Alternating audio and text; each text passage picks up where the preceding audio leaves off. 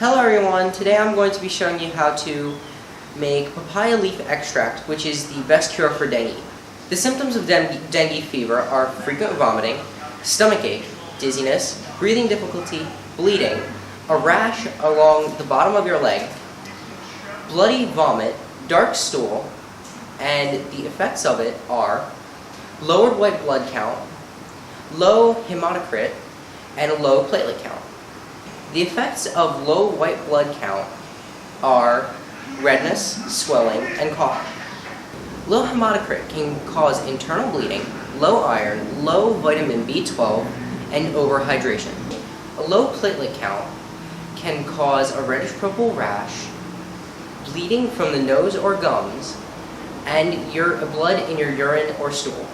Okay, so here we are at this papaya tree here, and you can see what you want to look at first is you want to look at the bottom side of the tree, of the leaf, the branch. Okay, so you want to look up here around this area. Now, if there's any kind of white growth, I don't suggest taking the leaf, because it's kind of fungus that can completely ruin it. So here we have one with fungus. Most of these have the fungus. Oh, that one has very bad fungus. But anyway, we're going to take this one, and show you how to clean them. So, what you need to make the extract is a knife, cutting board, a cup, a large cup, a strainer that can fit inside the cup, and a spoon for a little bit of extra help. For making the juice itself and blending the leaves, you can either use a mortar and pestle, or, like I'm going to do, a blender. So, once you have your leaves, you should have this, the leaf with the stalk. What you want to do is you want to cut the stalk off so that your leaves look like this. Keep the stalk because this can be very useful later on if you're using a blender. Okay, so with the leaves, if you have one with fungus, all you want to do is find the fungus and you want to cut off that portion of the leaf. So right here we have some fungus, so I want to cut this off. It's very simple to do this, so just cut it off, break it, then throw it away. You want to check all of your leaves for fungus, so you can keep the little strands. Just remember, cut off all the fungus if you can.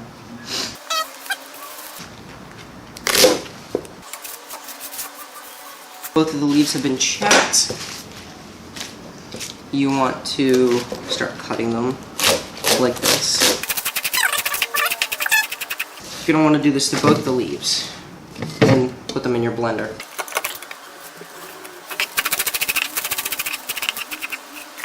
Now that you have your leaves in the blender, what you want to do is you want to push it down and compact it. Mainly so that the blender blades get it better. Then you want to add some water. So it depends on how many leaves you have. It really is something that you have to do by eye. But you just start pouring some water in, and usually around that much does. This is about to the half point of how many leaves there are. So then you just want to put the top on, and you want to pack it on your blender. Now, you're going to take this stalk, okay, and follow my instructions. Remember, keep these washed because these are often the dirtiest part of the leaf. So you want to push down and turn on the blender.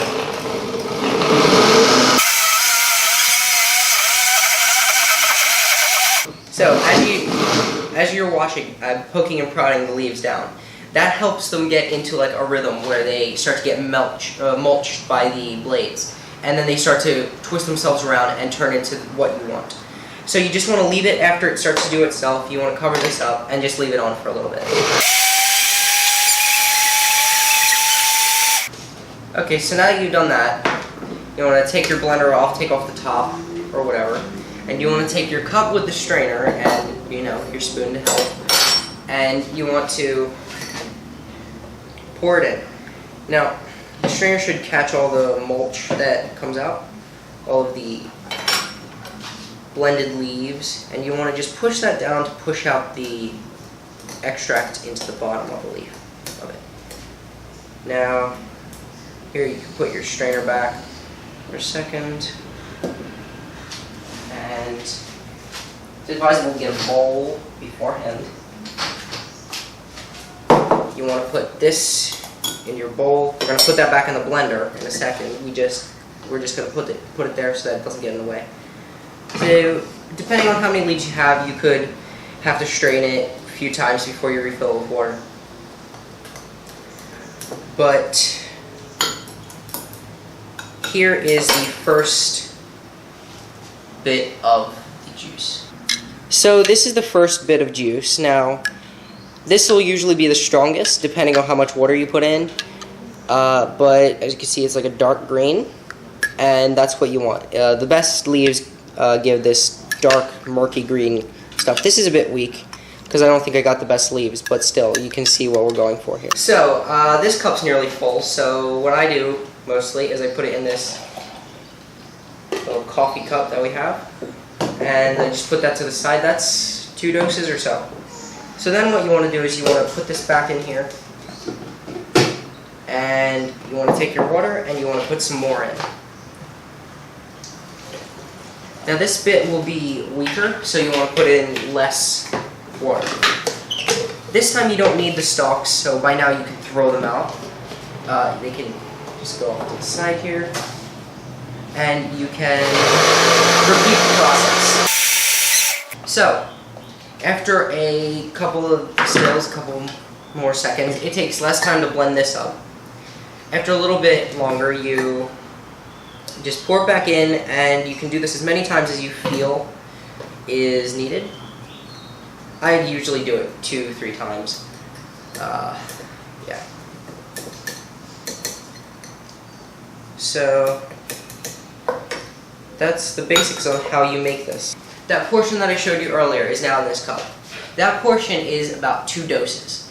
Now, to cure dengue, you need to drink 3 doses a day for a week at least. That can use a lot of leaves, but it's worth it. Accompanied with the extract, you should have lots of water, lots of juice, and try to keep yourself well fed, because dengue will make it so that you're not hungry. What the juice does is it replenishes your platelets and helps your white blood cells regenerate, which the disease destroys your white blood cells because of its effects. So, yeah, this is the best cure for it. But I'm going to warn you, it tastes horrible. Oh, it smells bad too.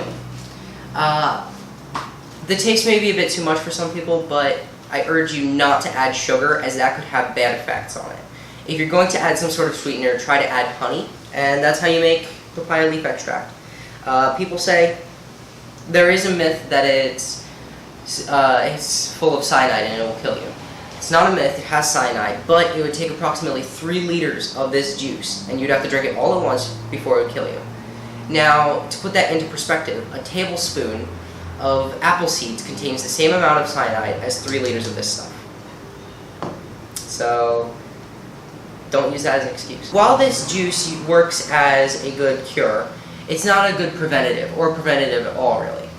The best preventatives are searching your property and around your house for any still water source. A still water source can create a good habitat for mosquitoes to breed, which will create more mosquitoes and will increase your risk of getting dengue. Another good preventative is using anti-mosquito coils and always wearing mosquito repellent. So, I hope this helped you learn how to make the papaya leaf juice, and I hope this helped someone that you know with dengue.